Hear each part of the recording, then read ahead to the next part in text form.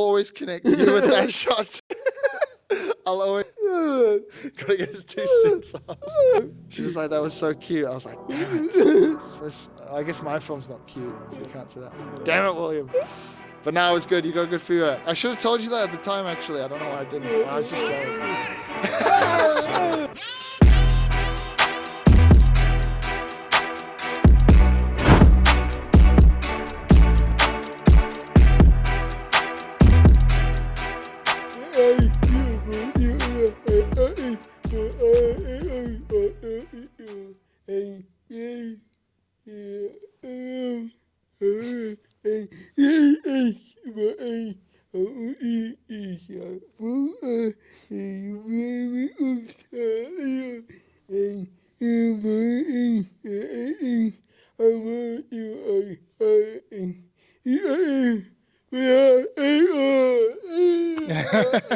Thanks, bro. I appreciate you, bro. It's been a while.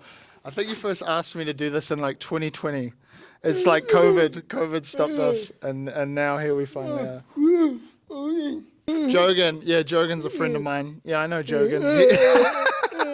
No, Jogan, yeah, I mean, actually, not to jump in too deep already, but let's just do it. Let's just do it. No, it was really good that you reached out, because like I wanted to do this for a while. But the exciting news is that I'm going overseas. I'm going overseas soon, so I thought we better do this before I go. Yeah, who's that? Yeah.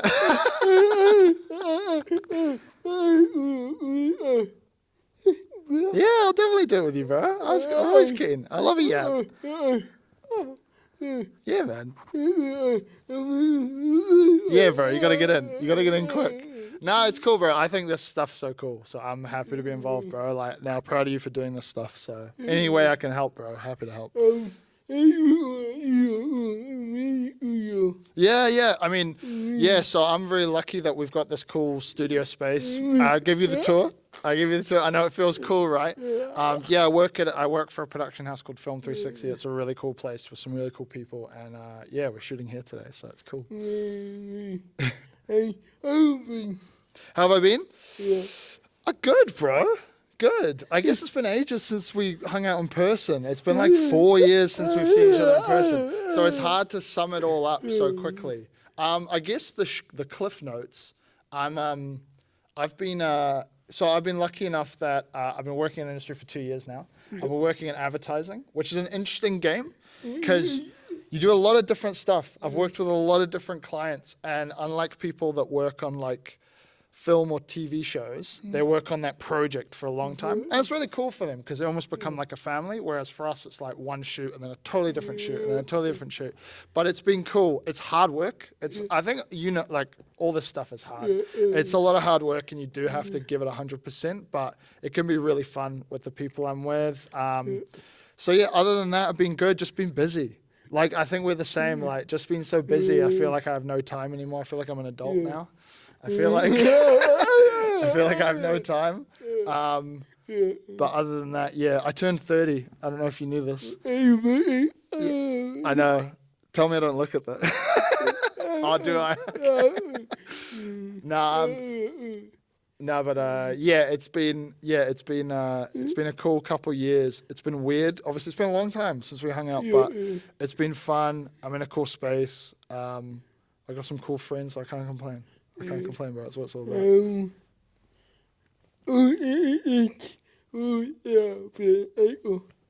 Who am I? Who am I? I don't know, bro. I'm still figuring that out. Nah, I joke. But like, so a little bit about me, I guess. The like, if it was my Wikipedia page, I've got, I'm not Kiwi. I kind of pretend to be Kiwi because I've been here so long. I've been here since I was 8. But I'm originally from the UK. I was born on a little channel island called Jersey, which is a weird one. It's like closer to France than it is England, but it's part of England. So I'm technically British. My mum's from there. But then my dad's side is Scottish. That's all Scottish. And so I went to primary school in Scotland. And when I came over, I had like a thick Scottish accent. I was like this little blonde, little Blair with a thick Scottish accent. And it was so weird because like everyone made a big deal out of it. Like it was like you don't feel cool at the time, because everyone's making a fuss of you, and I think I lost it quite quickly. Then fast forward, so now I'm kind of like pretending to be Kiwi, blending in pretty well. And then I guess it leads to sort of how we met. I finished high school. I didn't really know what I wanted to do. And then I kind of messed around for a bit. I just worked and had fun. It was fun times, and like I did some cool stuff with the people I was working with at the time, but I wasn't starting a career off. And then eventually decided to go back to uni because I was passionate about like production, like film and TV. It's always been my thing. Like I've been obsessed with like learning as much about them as possible. And so yeah, eventually 2017 plucked up the courage to go back to AUT, a little bit older, hopefully a little bit more wiser. Nah, definitely not. Hey. So then I ended up going to AUT for a year, did my Bachelor of Comms, met you obviously, met Jurgen, met the crew.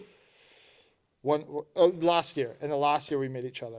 But we did, yeah, because bro, we were in the same course for 2 years and we like never met each other. But that's most of the people in screen when you actually think about it, because I had not met Ryland. Like I'm gonna dox a whole bunch of people. I'm gonna throw a whole bunch of names out there. But there's all like loads of people that I just never met. I was quite an antisocial. I think for one, in 2017 and 2018, I was older as well. To be totally honest, like no offense, but like I had my own flatmates that were like in their mid-20s. I had all my high school mates, and so I kind of went to uni, and I was kind of like, I'm here just for uni, and it wasn't you go to uni, you go to uni, you do your thing, and then if you're lucky enough to have good mates, or you got family, like you know what I mean. So you just do your thing. You're already busy enough as it is, so you show up. You do it, and you're like, boom, go home, or keep studying or doing assignments or whatever. So for first 2 years, I didn't really dive in. And then what I think's cool about third year was it kind of forced us. It forced us. And like, as well, because with our major, when we finally got into screen production, like we were finally doing it. I think those first couple of years we could both admit. And for anyone considering, I would recommend comms to people, but for anyone considering doing comms, it's like, first couple of years, it's like, try PR, you know, it's like, try this, try that. And you do end up learning stuff that's interesting. Like you learn a bit about audio, you learn a bit about journalism, you learn a bit about the media. So it's all useful, but I think you and I are probably on the same page where like we went for screen production, like that was our passion and that's what we wanted to do. And by the time we got to third year, it was like, you have to work as a team. And if you don't work as a team, your stuff's gonna suck and you're gonna have a bad time doing it. So I think and you get to know people organically through it. Like it's like, and that's still carried over to what I do now. Like I think the best thing about what I do is the team and like the people I work with. And it's why like, not to go even further ahead, but it's kind of like, when I was a kid, when I was like 11, I tried writing books. I thought I was going to be the next like big author. And I'd write like 10 pages and I would get bored and I would stop. And then I did this a couple times. And I think my parents were like supportive and stuff. They were like, that's cool. Like whatever Blair wants to do, but I got bored of it. And I think the reason I got bored of it was because quite lonely. Like doing that stuff. I mean, writing's cool and I'm interested in writing, but I think I'm too much of a social animal to like just do that full time. And I think I really like the side of like working with other people. Yeah, totally, bro. So so then graduated, and then we were in such a unique position because it was like we graduated, and then the world was like, we're shutting down, everything's stopping. The world was like, everybody's gonna die, like there might be a war, like it's all going wrong. So like, we thought like the world is our oyster. We were like celebrating graduation, and then nothing, and there was nothing, and we were just stuck at home. I was lucky enough that I had a job at the time. I had a job for a cool company that's actually kind of still works with the company I work with now. But did that experience, still wasn't in production yet. And then I took a risk. In like 2022, I took a risk to, I was like, I'm gonna go freelance. I was like, I'm just gonna do it. And I resigned from my job. I was like, I'm just gonna do it. And I was like, I'm going to go unemployed. I was already looking at the benefit. Like I was serious, like it was serious business. I quit a job. They offered me like a good salary to stick around. And I was like, no, I'm going to pursue this thing. I know I said dumb, man. But it has a way of working out. So I did this. I resigned. I was like, sorry, I just want to pursue this production thing. And I'd been 2 years in other media stuff, and I was like, it's cool, and I still love those people I worked with, but it just wasn't for me. I left, and my boss at the time was so angry. He was like, I'm going to make sure you get something. Like, he was like, I'm going to make sure that you do not end up being some runner getting coffees like 1 day a week. There's no way. Like, he just had my back. And then, sure enough, I was like a week from going freelance. And then I managed to get a meeting with my now boss. And he was like, come for a chat. Like, it was, friend of a friend referred me. So I was like, come for a chat, met him. He had a glass of wine during my interview. I had a glass of wine. We were yarning, and we just got along like a house on fire. Yeah. And then he offered me the job on the spot. And that's the job I've been in ever since. And I've just like, and it's one of those things like, it's a story of luck at the same time, and it's a story of like opportunity. But I think it's two things, right? Yeah, it's that like, you kind of force the action, you force the change. Because I could have easily like, I think before I left that other job, I probably could have got a title change, maybe a promotion. But I think I was like, I just have to force the situation. I have to make this happen. I knew I wasn't in there. I knew I needed to make a change. So I forced the action, and then you kind of force your own luck in a way, and you kind of create an opportunity for luck to happen, which I was really lucky to do. But just a wild story, but it ended up working out, so I can't complain. And so I've been lucky enough to be in advertising, mainly as a producer, ever since, doing a little bit of directing here and there. Directing is definitely like a passion I want to pursue more. You know. Back in the day, I was trying to be the director. And we know. But nah, it was, it's definitely still what I want to pursue, and I want to do more of it, and I really enjoy it. But producing is also really cool, and you learn so much that way.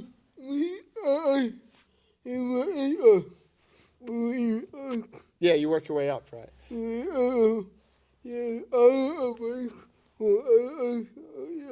Yeah. You try a bunch of different things, and like, even like, I get to work with directors now. Like, so I get to meet really experienced directors and work with them as a producer and see their process and see how they do things. And I get to see like industry standard treatments. I get to see all these cool things and just ask them questions. And they're cool people. Like, they're just cool as just like, they're happy to answer your questions, and they like that you take an interest. So I'm hopefully learning a lot along the way. And I had a really cool opportunity like a year ago. We got to do a campaign for Fish Funds, like their Moments campaign, where it's kind of like all these different moments of ambition. And it was just, I got to direct that, which was really cool. And I got to kind of put my own spin on it and bring my own style to it, and shoot it how I wanted to. And we got to work with a really cool client. Like, they're an awesome client, and they were really like understanding, and they really knew what they wanted. So it was really easy to work with them, because it was like, oh sweet, we can both align, and we can both make something really cool. So I've been lucky, and who knows, hopefully I get to have more experiences like that. So that's cool.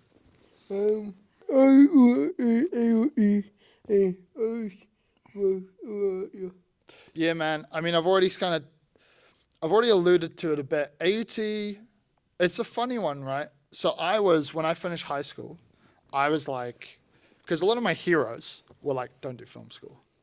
Someone like Quentin Tarantino, or someone like Paul Thomas Anderson, I think is maybe one of the great filmmakers of his generation. He dropped out after like a week. He was like, this place sucks. He has a great story about, he went to a class, and the lecturer was like, if you want to make Terminator 2, don't be part of this class. And Paul Thomas Anderson was like, what if I want to make Terminator 2? Like, this sucks. And he walked out. But I think, honestly, my reflection on AUT was that I'm actually really grateful that there exists something where you don't have to do it on your own, whether that's with peers like this, or whether it's with, like, we got to meet some tutors who really cared, like, especially in third year.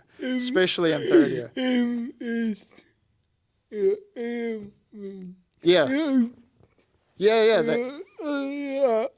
They had really big ideas. They wanted you. They were like, we want you guys to make the best films. Like there was one tutor that was like, I remember she was like, look, if you want to compete for Oscars, like it would be better if your short film's this long. And it's crazy to even suggest that to students like us. But I think I really enjoyed going to AUT. And I think third year, I think you might have had a similar experience. I mean, correct me if I'm wrong, but like they talk about it. It happens to a lot of people at uni because you get to a certain age, you get out of the teenage crap. That's like the toxic, like no one knows who they are. Everyone's bullying everyone. And then you get to the later age, and then you kind of find your tribe. And I think that's what was really cool. And I think even though I've had like great mates throughout my life, and like I've been very lucky to have like cool people around me, there's a certain point where you meet people, you're like, oh, these are my people. And like you always, I think when you grow up, you probably think you're like the only one that thinks that way. You're the only one that thinks about movies and TV this way. You're the only one who stays up late. And then you meet, and there's 20 of them, and they're in your class. I mean, there's probably a couple odd ones out. Like maybe not everyone who was there was as passionate as maybe we were, but across the board, man, like we were all obsessed. And I think that's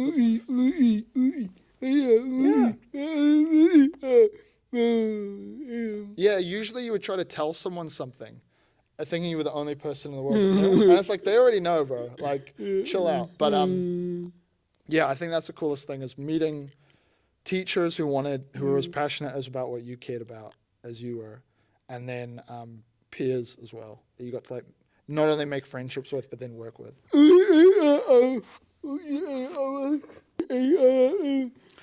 Bro, you know that was just this weekend, the other one. There was 48 hour, and I was gonna do it, and then in the last minute I was like, nah. So yeah, our 48 hour. That's a good question. Like I think I've tried to forget because it's so hard. But you know what, man?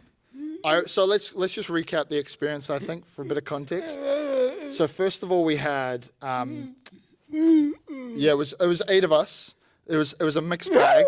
It was a mixed bag of talent. I was directing, which I didn't know what thing was going to be as hard as it was at the time. We had an idea about God meeting someone. I don't remember it thoroughly.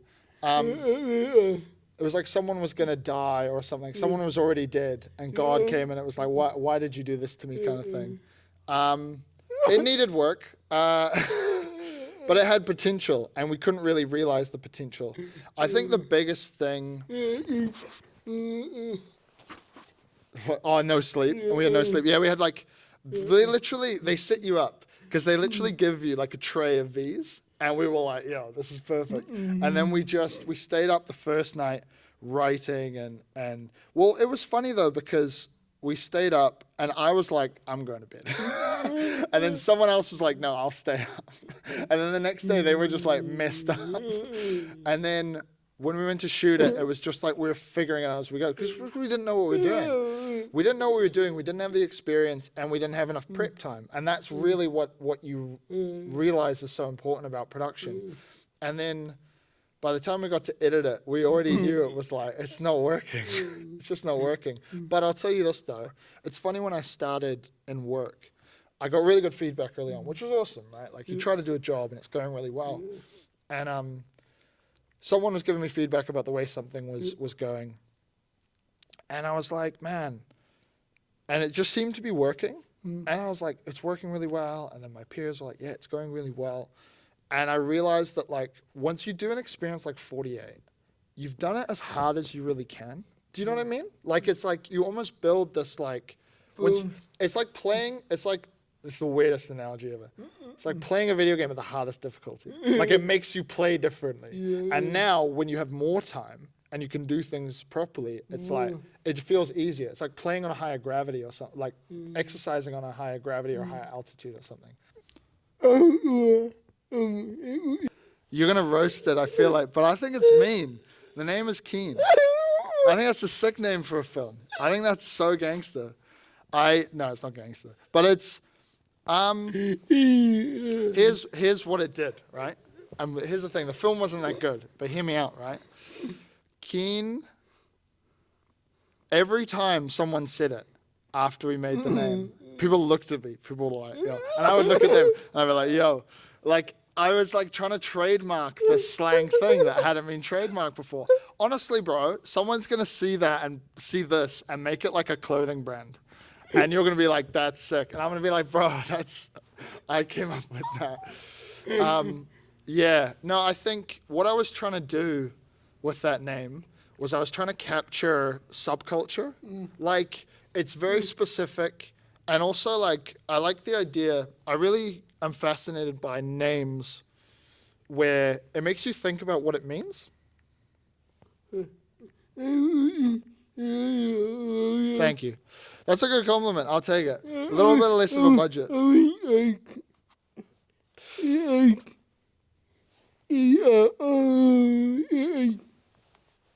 Yeah, I wanted to, like, I don't know if Euphoria is going for the same thing. I wanted to,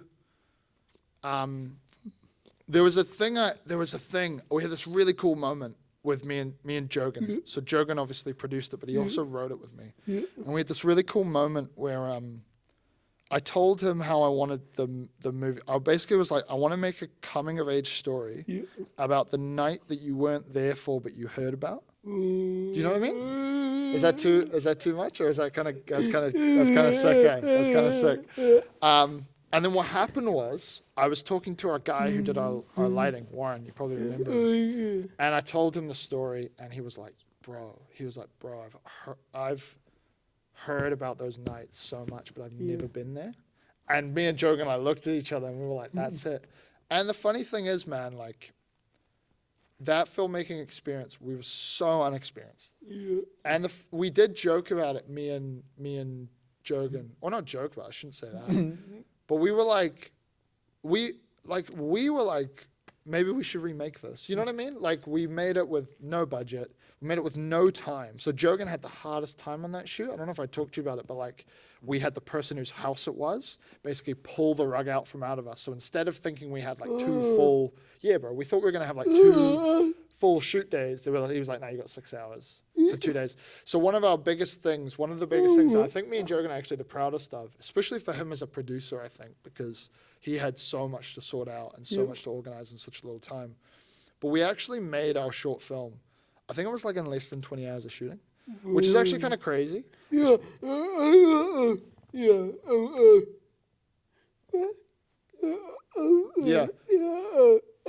It was so hard. And like a lot of the shots, man, there's like one take we got that we were happy with. And like, that was just what we had to do. Like, it was just like, we got it. I would look at it and then we'd just be like, we have to move on. Like that, you know, and that's just the reality of it. And, but yeah, it was a cool experience. I will say though, as much as I can complain about budget, as much as I can complain about all that stuff, also, man, it's so funny. And you can only tell when you watch something back how you could have written it differently. Yeah.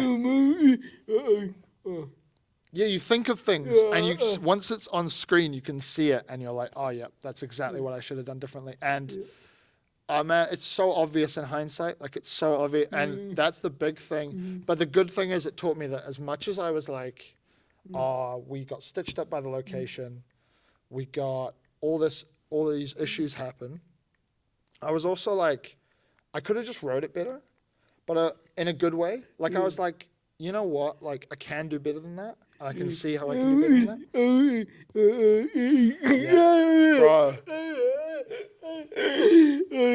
Bro, your film was like a cuddle. Your film was like a cuddle, and my film was like a strangle. Like, but I love that, bro. No, I thought you did really well with your film, man. Your film, I hate it, man, because I took my sister and my dad to the screening, and my sister was like, I love that superhero movie. And I was like, damn it. It's like, damn it. She was like, that was so cute. I was like, damn it. I guess my film's not cute, so you can't say that. I was like, damn it, William. But now it was good. You got good feedback. I should have told you that at the time, actually. I don't know why I didn't. I was just jealous, I think. But no, I think, I think it's a funny one as well now. I wanted to make a dark film at the time. Yeah. And I don't know why. I think just because some of my faves were dark. Yeah.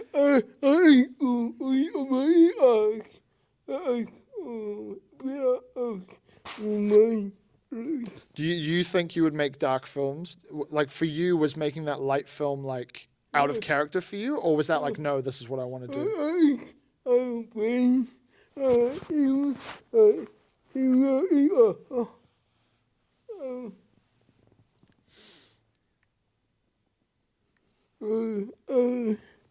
Yes. You experienced the, like my film or your film? Your film. Oh, so it's based on like your experience. That's sick. Yeah, I guess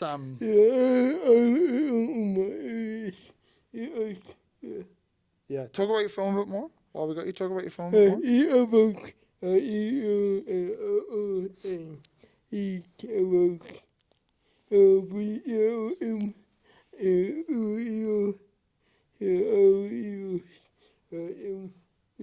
Yeah.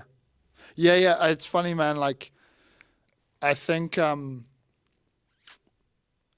we both made really personal stories. Yeah. Like, I think that's what's funny.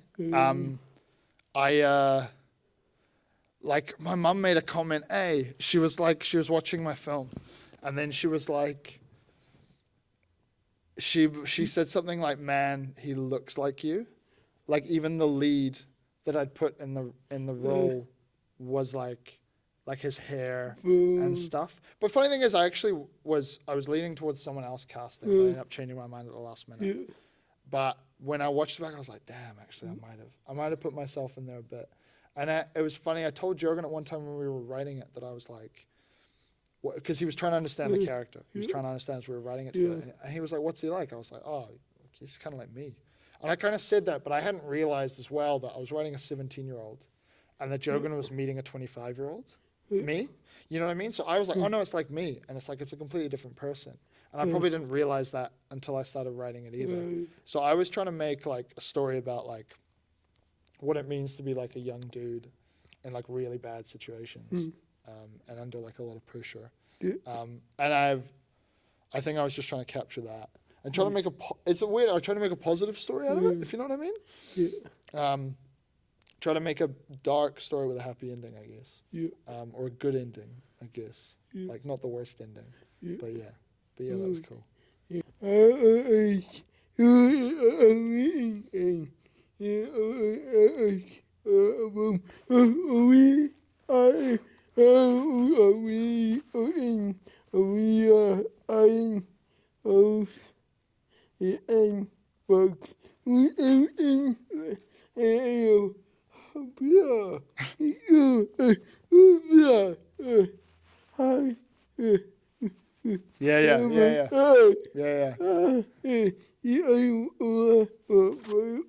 Yeah, bro.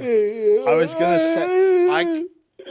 say I can't remember the first interaction, but I feel like it was basketball related. And I think so I can't remember the first time we met because I think also what probably happened was we probably hung out without having like a proper like chat. You know, because we were running with the same friends, like we had the same friends. We probably said hello, probably said the like, as you say, like, But then, there was a certain point. Must have been when I found out you were a Heat fan, and I was like, nah, man. I was like, nah, bro, I'm not gonna let this fly, bro. I'm a Mavs fan. There's no way I'm gonna let this fly, bro. There's no way I'm gonna let this fly, bro. Nah, but it was fun in games, and like it was good. And I think that was the thing I realized. Yeah, I got it. Gotta get his 2 cents off.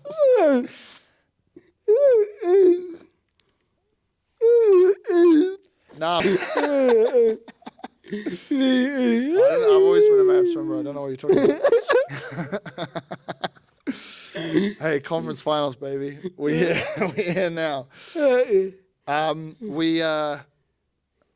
think it was a funny one. And I guess it's one of those things you don't know. But then I realized how much we had in common. Like, we listen to the same music. We follow the same sports. We watch some of the same movies. I'm not sure about all your movies. I'm not a big Marvel guy. But even then, like, other comic book movies or stuff, like, it was just very... very early on, I realized I was like, oh shoot, we have so much in common, which was cool.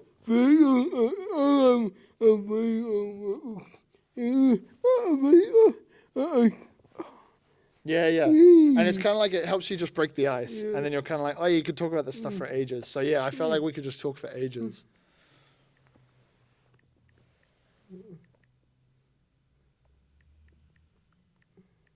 Yeah. I was gonna tell this story. Talk about the kawaii shot. Bro. So yeah, I tell other people this story actually because people bring up, so we were in level 3 or whatever it was. At the AUT spot. Level 5, yes, because it was the comms section. Yeah, that's the one. Yeah, we were chilling, and like the level 5 got packed. So like I was in my headphones, I had my headphones on.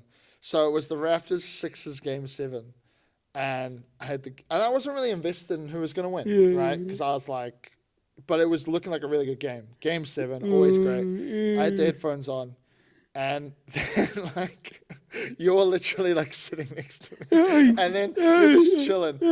Kawhi runs to the sideline, and you got Simmons and Embiid chasing him, and he just hits the shot, and there's the bounce, and the bounce happens, and I like spread my legs and get up, and then as soon as the shot goes down, I like take the headphones out and run across level 5, and you're like, what? And I'm like, Kawhi hit the shot.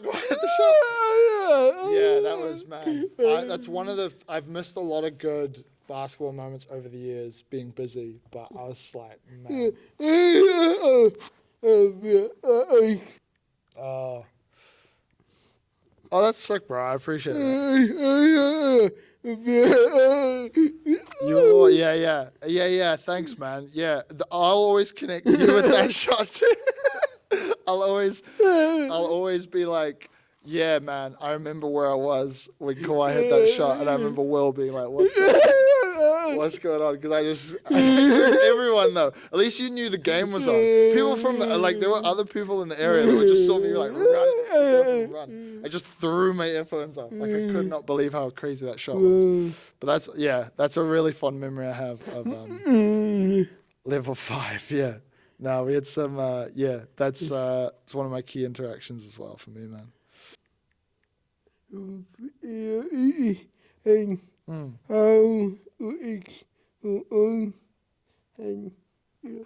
Yeah.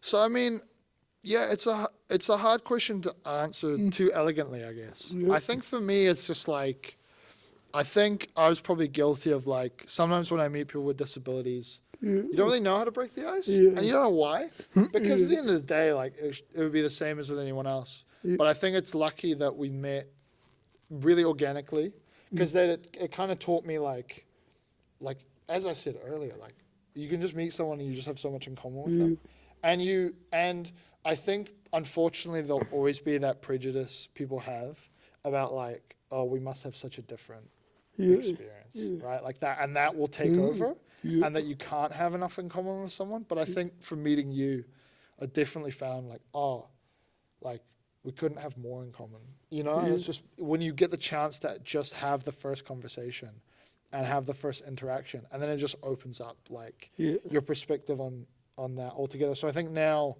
what I've learned going forward is like, if ever I meet someone and maybe there's that in the back of my head where it's like, whatever they've got going on, maybe I won't be able to connect with them, or there'll be a disconnect, but it's completely not the case, and it's just an illusion that I think we make for ourselves. It's just like a surface level thing that unfortunately we do. We just it's just we see people differently, but actually, especially when you're just getting to know someone, like when you're just getting to know someone. I mean, you might find out you have nothing in common with them, but the mistake you make is not even trying. That's the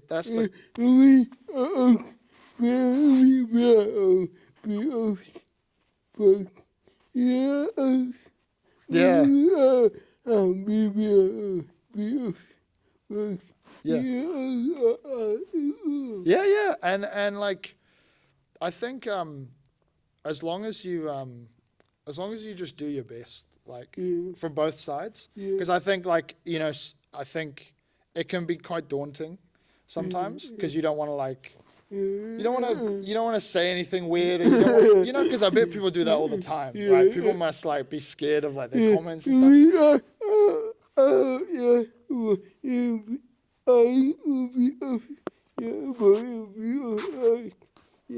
Yeah, it is what it is, and at least, as long as you try, I think that's the main thing. And it's definitely something I learned from that experience, which I'm really, really grateful for, and hopefully I'll take with me, and hopefully other people can take with them if they go through similar experiences.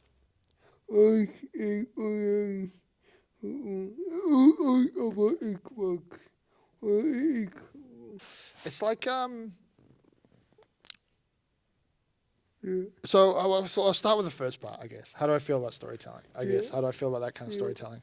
Well, as I kind of like said earlier, it was like I think with film, the way it captures reality, but also for me personally, like why would I want to get into film, right? I guess is another question. So for me, it was like there was a moment where it clicked for me. There was a round table. They do like the Hollywood Reporter round tables where they have like the directors come on, and there was a part where it was like Joe Wright, who directed oh my god, I'm gonna forget what he directed. Atonement. He directed a couple. Anna Karenina. He's directed some cool stuff. He said they asked him, how do you know you've got what it takes to be a filmmaker? Which is a really good question, especially to ask people who are there, because it kind of puts them on the spot. Because they're kind of like, do you get cocky? Like, what do you? And he said it's quite simple. He said you just have to think and film. And I thought that was such an interesting way of putting it. And the second he said it, I was like, oh my god, that's it. And I don't think I'd ever realized, or I probably had, but I hadn't probably acknowledged it, was like, film is just a language, right? That's what you always learn. That's what you learn at uni. And I think you, when you realize that you think in that language, it's such a eureka moment for you. And like, I didn't realize that maybe not everyone else thought that way. And for me, I want to tell stories because it's just how my brain works. Like and it's like amazing when I look back at like little things I've jotted down, like little story ideas that I've had. It's like things I've been through, or yeah,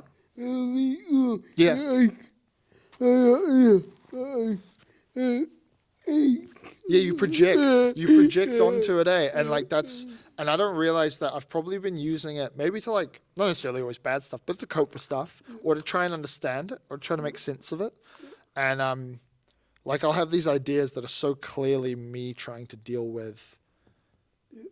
And, and it's funny now because like they do that with famous filmmakers. They do that where they're like, what this filmmaker was going through at this point was this, and you can feel it in the way they're making it. And they're usually right. And you don't think that would be you. I think maybe you're naive to it or whatever, but you're like, oh, like that. Yeah, he was an alcoholic. Yeah, like that would never happen to me. But you don't realize that your creative mind does that anyway. And for me, one of the things I think, if you're gonna ask me what I want to achieve in this space, I think two things were really important to me over the last, especially like when COVID hit, and when we finished uni and we didn't win Oscars and do all the things we wanted to do.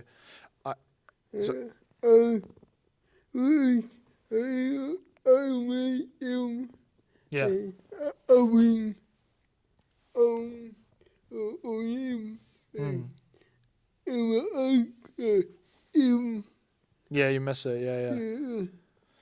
I am. What here's the thing that I've found that really helps, or I don't know if it helps. Might be a key to failure, but I think two things you have to figure out, or I've needed to figure out from me. I think one, and a lot of actors say this about acting, but I think you have to apply it to filmmaking too. You have to want to do it without succeeding.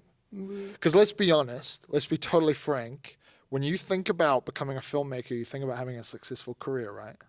Like you think about working on cool projects. Like for you, it might be like Back to the Future. You remake, it might not be, but it could be. But you don't do that at home with a camera, right? You think about, I get to work with these actors. So you fall into this trap of like, basically trying to plot out success. You're trying to, because that's in your mind. Those are what your heroes have done, right? A lot of the time. But I think for me, the big thing I need to try to do more of is actually just want to do it for the sake of doing it, you know? And like, I think coming out of uni, I felt a bit beat down because we'd made a film that was flawed and wasn't really going to get us anywhere. But I actually just wish I'd done that more, you know, rather than, so I've got a lot that I would love to achieve, but there's also times when you have to be like, you have to want to do it because you love it. Yeah, put it off. Yeah. Yeah, you have to, it's like what I said earlier about like forcing the action. You just have to do it. And I think one of the things I'm still trying to get over is I'm too scared to make a bad film. Do you know what I mean? It's like, I'm so worried that this film won't be good that I don't make it. And this film or whatever you're making, and it's not amazing, right? But it's your first one. Like, it's so silly to think back and be like, oh, I don't know why it wasn't amazing. But it's, yeah, of course it wasn't, because it was your first time doing it. You're just figuring it out. You're just figuring it out as you go. So obviously it's not going to be a masterpiece. And then you feel bad about it. Yeah, you're like, oh, I'm not good enough. I'm not good enough. But it's just the way it goes. And it's perfectly normal that would happen to someone. Yeah. Yeah, oh, dude, there's times when I've tried to rewatch like old stuff I've made, and it's hard. It is hard. I wish some of it I can look back and laugh. Some of it I can look back and be like, oh, that's kind of funny that we did that. But some of it is like, man, what was I doing? But yeah. But hopefully I grow out of that. Because I think it'd be cool to rewatch stuff that's old, but I just can't do it right now. I can't do it right now.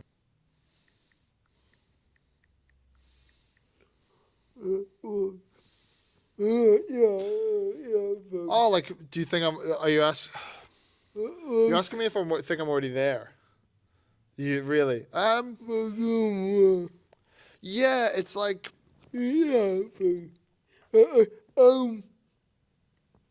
I'll tell you what it is.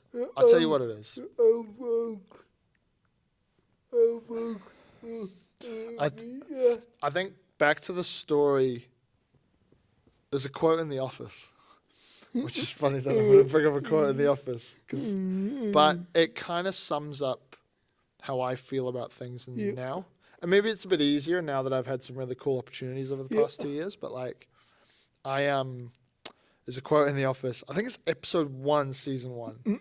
And Pam is like, why? I'm trying to be serious with you. Don't laugh at me. I'm trying to be serious with you here. Pam is like,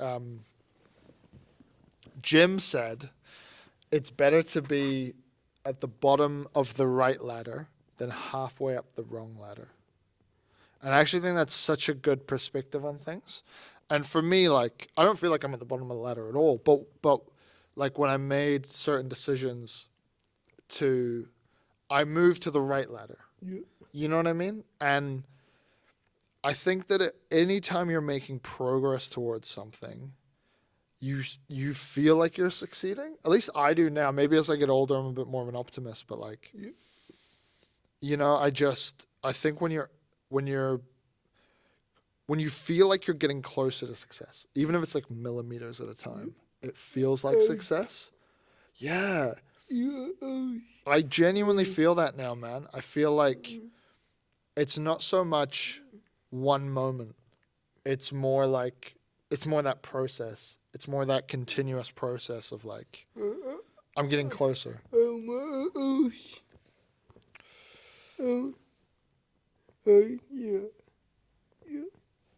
I wouldn't even go that far. I think you're taking the ladder thing too literally. I think it's more just like, are you there? Are you doing it? Like that's what, and maybe, as I said, maybe I'm speaking from the wrong perspective because I've probably have made a certain goal and maybe I'm taking it for granted or I don't fully acknowledge it. But like, I just maybe from well, maybe from an employment standpoint, I just got my foot in the door, and that feels amazing. Yeah. And I think that was all it was. Maybe if there was one moment. So for me, Yeah. just being able to say I work in the industry now, like that's cool. Like that's cool. And I guess that's probably all it took. Yeah. And then from there, everything else just feels like a success. Yeah. Maybe I already have made it then. Yeah. Maybe I already have made it. Maybe. But you still have ambition. You still have ambition. You still have things you're working towards. But it's just yeah.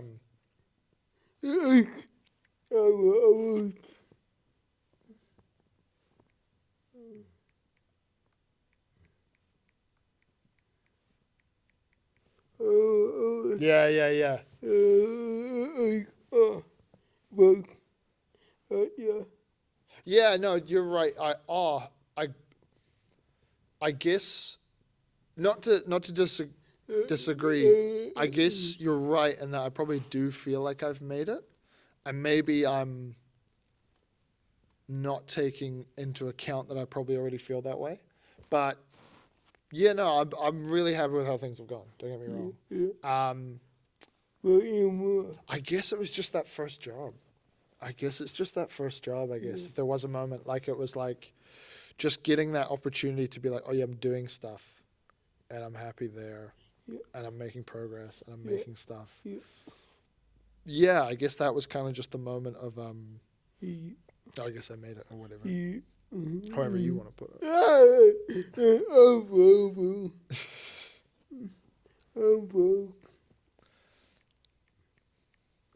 Oh, thanks, man. No, I appreciate that. It's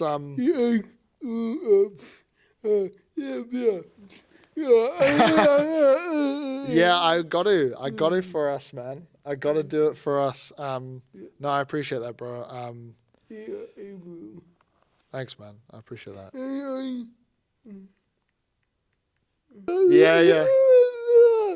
Yeah. That's cool, man. Yeah. I often wonder if people do that. That's cool, man. That's really cool. Yeah. Oh yeah. No, and if it makes you feel better, I do too. Like when I see my own stuff, you know what I mean? Like I'm like, oh yeah, I worked on that. So, it'll be funny, man. Because man, I will be like, I was at my friend's house, and like some Taco Bell YouTube ad comes on. And I'm like, guys, that's me. And they're like, what is he? What? it's just like a burrito coming on screen. I'm like, that's me.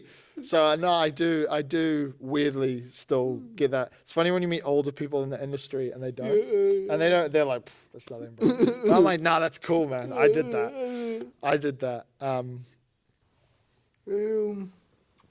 Doing their own thing,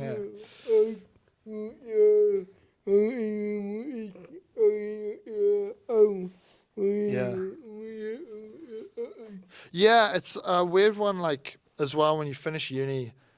I guess you don't know if it's gonna, like, how much distance, how long it's gonna be till you see each other. But it's cool nowadays to have that contact. At least you're seeing what people are up to. I think it's really cool. I completely agree, Brian. I feel the same about the other peeps. Like, seeing some of the stuff they've worked on has been really cool. So, yeah.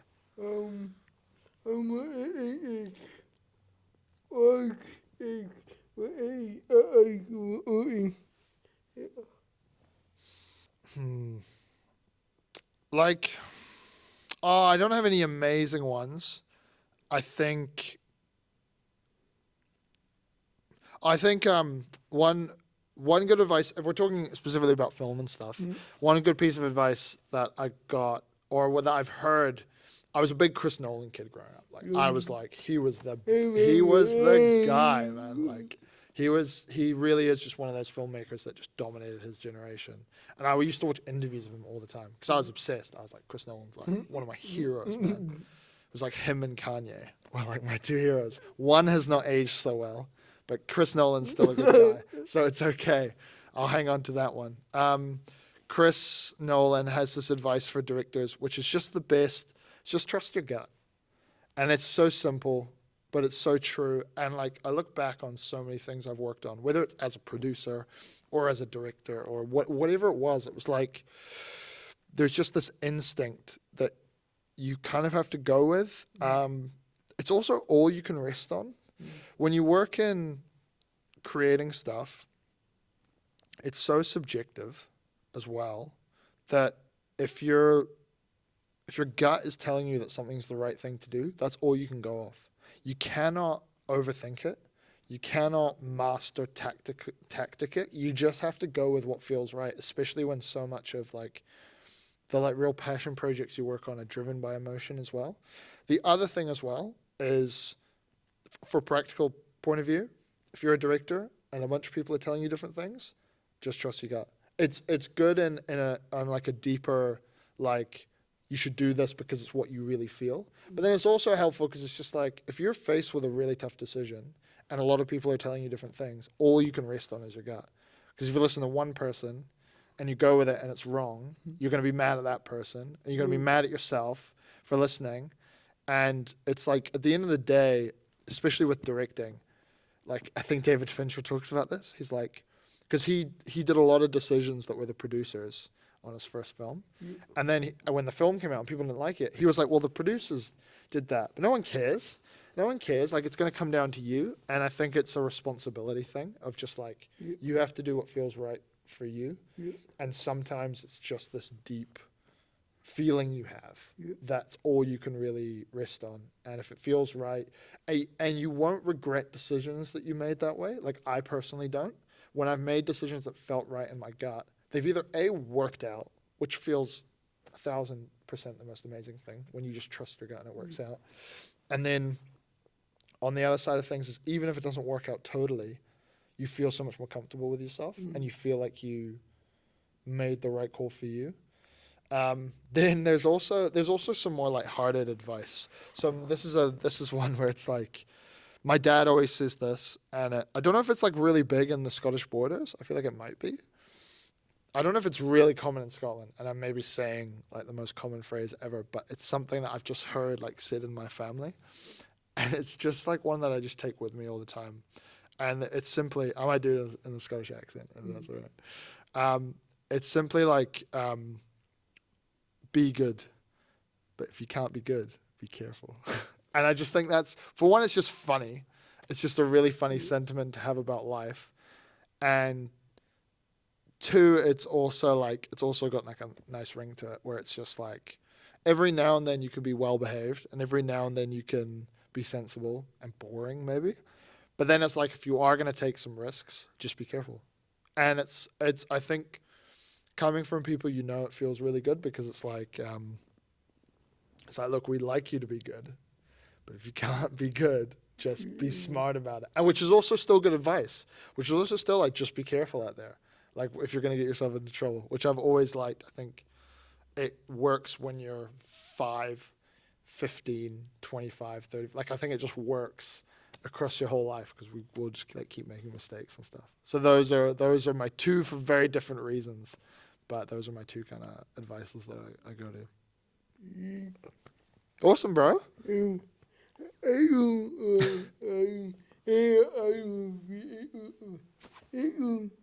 Oh, it's been a pleasure, bro. No, I appreciate you asking me, bro. I've had a lot of fun. I feel like we could have just kept going, eh? We could have just gone for hours, man.